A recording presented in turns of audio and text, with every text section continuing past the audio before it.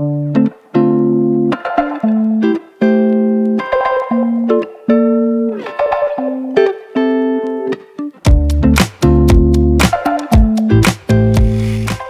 planter Indonesia. Assalamualaikum warahmatullahi wabarakatuh. Di siang hari yang berbahagia ini, saya berada di lahan yang nanam kalabar tahun tanam 2018. Berarti sekarang umurnya 19, 20, 21, 22, 23. 5 tahun ya, 5 tahun lewat. Yang mana bahwa mungkin banyak orang yang bertanya, kenapa sih Pak Pendi kok hobinya kalabar? Karena menurut saya bahwa namanya produktivitas tanaman kelapa sawit ya, satu, tonase akan membuat kita bahagia, tapi tampilan juga tidak boleh lewat dari hal yang membahagiakan. Karena kali ini saya akan mengajak sahabat teman-teman semuanya atau sahabat-sahabat Brunel semuanya melihat DP-Science 1 kalabar di usia 5 tahunan yang menurut saya pribadi baik. Tinggal nanti masih menilai sendiri seperti apa kalabar, dan di sini buahnya ya memang bagus. Dan hasil dari sensus di semester 1 kita berada di angka 11 tandan per pokoknya. Artinya bahwa kita bisa setahun di semester 1 aja udah 11. Harusnya semester 2 mungkin bisa sampai 12-13. Yang artinya bahwa setahun kita bisa panen di antara 22 sampai 23 janjang per pokok per tahunnya. Karena banyak orang berpikir bahwa yang penting itu tonase Pak Pendi. Akan tapi jangan sampai salah. Bahwa komponen dalam sebuah tonase atau berat tandan per hektarnya ada dua komponen. Yang pertama adalah berat janjang rata-rata dan berat janjang rata-rata dan berapa janjangnya. Lah ini kita akan melihat seberapa sih ini. Sorry agak ngos-ngosan, panas luar biasa, dan di sini memang agak-agak was-was karena ini agak semek. Tapi menurut saya bahwa semek ini adalah hal yang yang harus kita harus kita jaga. Jangan sampai kita terlalu bersih, karena kalau terlalu bersih kurang pas di dalam budidaya kelapa sawit. Kita akan melihatnya ini DP-Science 1 kalabar di tahun tanam 2018 yang berumur 5 tahunan, berarti 5 tahun lewat ya. 5 tahun sekian lah. 5 tahun setengahan lah. Seperti apa sih penampakannya? Ini jadi ini DP-Science 1 kalabar ini. Ya memang kalau secara buah ya nggak gede-gede amat. Tapi kalau jumlah janjangnya seperti ini, ya cukuplah kali ya untuk produktivitas tanaman kelapa sawit untuk para masyarakat. Dan sekali lagi bahwa pemupukan yang dilakukan di sini ya bukan yang sampai 10 kilo, 15 kilo juga bukan.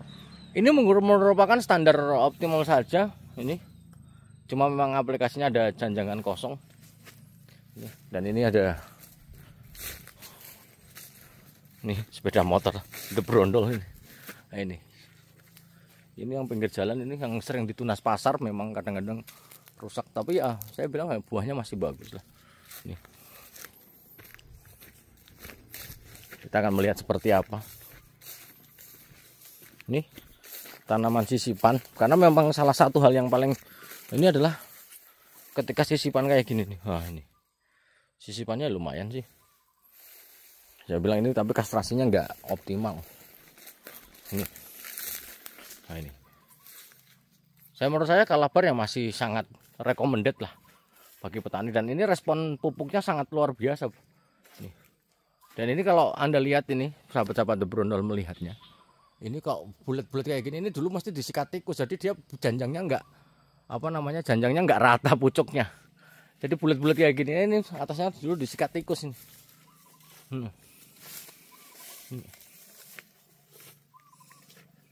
Makanya masih sangat recommended lah untuk para petani ya ini.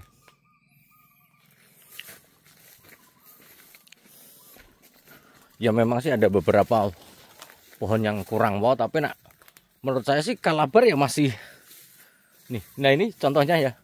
Ini adalah dulu atasnya kena serangan tikus, jadi dia nggak bulat, rusak pucuknya. Nih.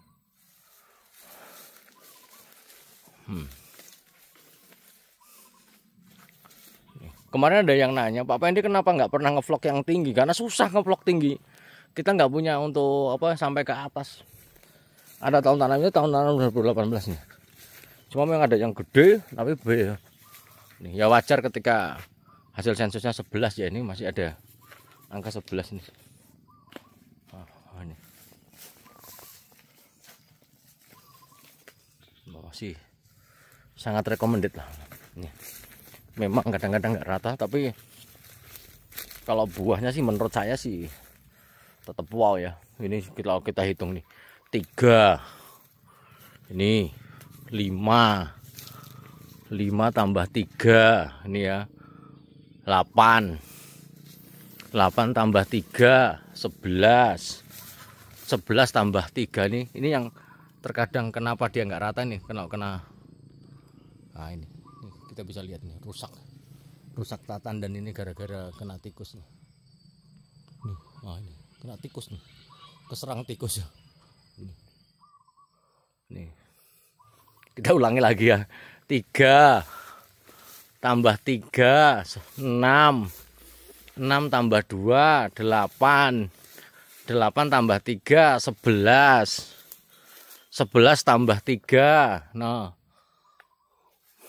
14 tambah 2 16 tambah 3 19 tambah 3 22. Jadi ada 22 janjang yang dalam satu pohon seperti ini ya. Memang tidak akan mungkin semuanya seperti ini ya. Kalau semuanya seperti ini ya kita jadi sultan pastinya.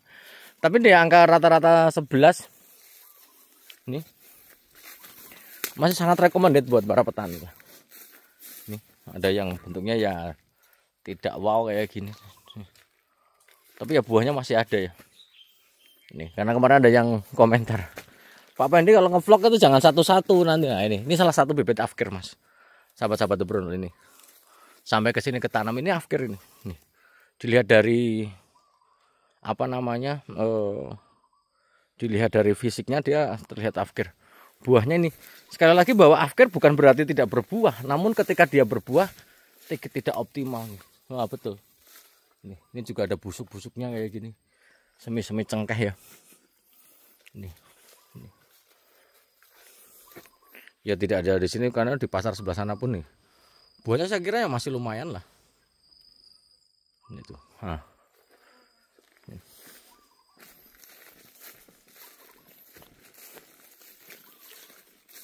Ini.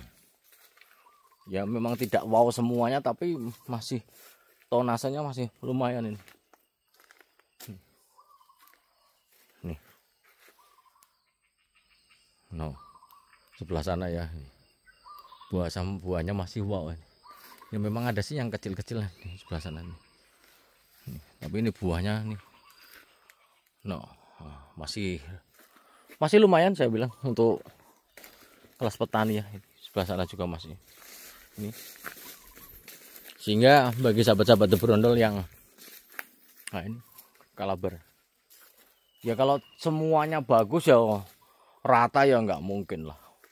Sampai 22 berarti 40 janjang per pokok per tahunnya ya sangat tidak mungkin semuanya. Tapi kalau misalnya 10% aja atau 20% yang kayak gitu udah mantap sekali. Ini. Kalau di ini kan per semester ya. Jadi satu semester itu berapa sih yang bisa kita panen dalam satu semester? Angkanya 11 ini sudah lewat 11. Ini. Karena bahwa sekali lagi semester 2 adalah biasanya 60%. Ini. 60% dari produktivitas di total setahun. Ini agak ngaceng, ini agak tegak ini. Pelepahnya kurang mekar. Ini gara-gara ya balik lagi. Ini salah, ini harusnya kita panggil songgonya 1. Nih. Harus kita rubah. Nah, ini ada juga yang penyakitan tuh. Entah sisipan, entah apa namanya. Tukulan ini.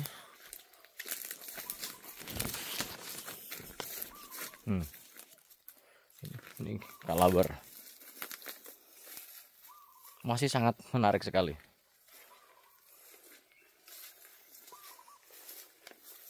Jadi masih bagi sahabat-sahabat The Brondol yang masih bingung milih varietas, milih ikut-ikut The Brondol aja lah. Favorit The Brondol adalah DPSN 1 Kalabar, yang menurut saya masih bagi para petani masih sangat relevan sekali lah. Walaupun pupuknya tidak wow, ini responsibility untuk apa? Respon terhadap pupuknya masih. Nah ini kalau Kalau kita lihat ini kalau terlalu diperkosa kayak gini nih pohonnya, sehingga jangan terlalu diperkosa. Nih, itu kurang buah. Nah ini kan lumayan kayak gini kan.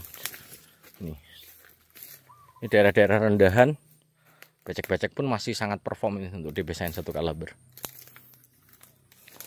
Jadi ini sangat recommended bagi sahabat-sahabat The Bronol yang mau menanam, yang masih bingung. Nah, DB-Science 1 Kalabar salah satu pilihan yang terbaik. Mungkin itu sih yang dapat saya sampaikan main-main di Kalabar, karena udah pakai rendahan daripada saya nyopot sepatu. Intinya yang ingin saya sampaikan kepada sahabat The Bronol bahwa Kalabar adalah varietas DB-Science 1 dari DB-Science ya, yang menurut saya masih sangat bagus dan top markotop untuk bisa dibudidayakan, dan sangat rekomendasi lah. Insya Allah The Bronol nggak salah merekomendasikan DB-Science 1 Kalabar untuk ditanam sahabat The Bronol semuanya. Terima kasih, salam planter Indonesia. Assalamualaikum warahmatullahi wabarakatuh.